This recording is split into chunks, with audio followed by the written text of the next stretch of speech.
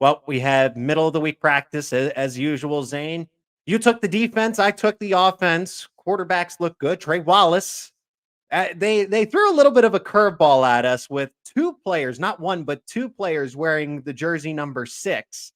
And I have a more of an explanation of why Penn State likes to do that. It's not to hide injuries, but they do things to prepare for the upcoming opponent.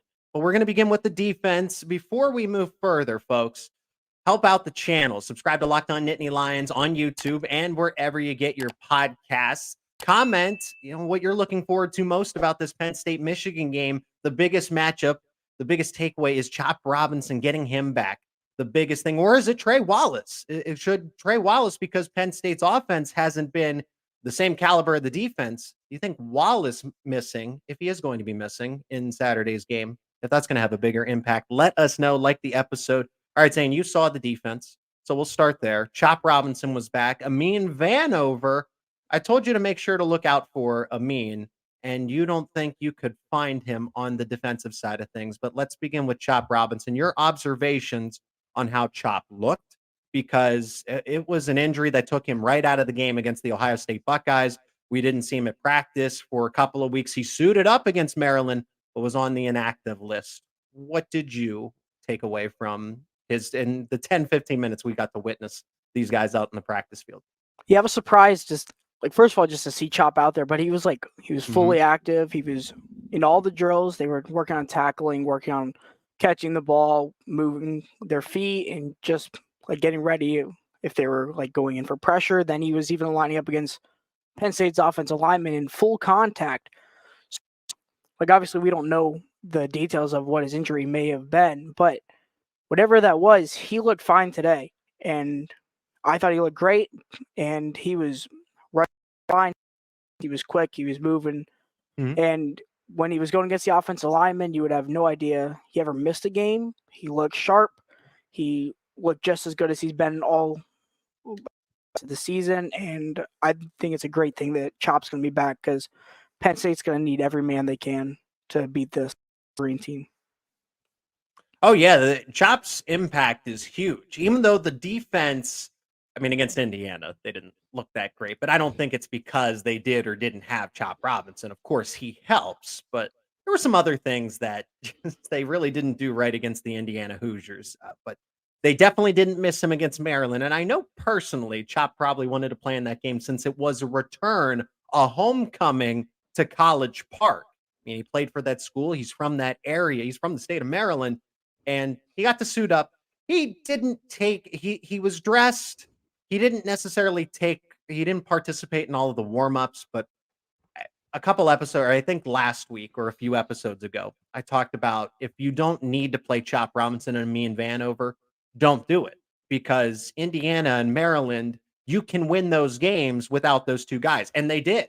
They did. Neither of those guys needed to play against those opponents. You could rest them because you need them for Michigan. This is a chance to save your season. Chop Robinson's impact is not only important in the pass rush, but the run defense, especially if Amin Vanover is not going to be out there. Now, anything could happen, right? We're not here to assume that Amin Vanover isn't ready to go or he's missing, but he wasn't seen at practice from your point of view, Zane. And if he's missing from practice, that would lead to be an indicator that maybe he's not ready for Michigan. But like Robinson, Vanover suited up and looked like he was ready to go against Maryland, but ultimately did not play. Chop Robinson gives you both aspects, pass rush and the run defense. Amin Vanover is more of your edge setting type, comparable to a Nick Tarburton, that he resets the line of scrimmage. Can Vanover rush the passer? Absolutely. But I would take him more in the run defense than I would as a pass rusher, whereas Chop Robinson can do it all. So if you had to have one of the two back, the obvious choice here is Chop Robinson.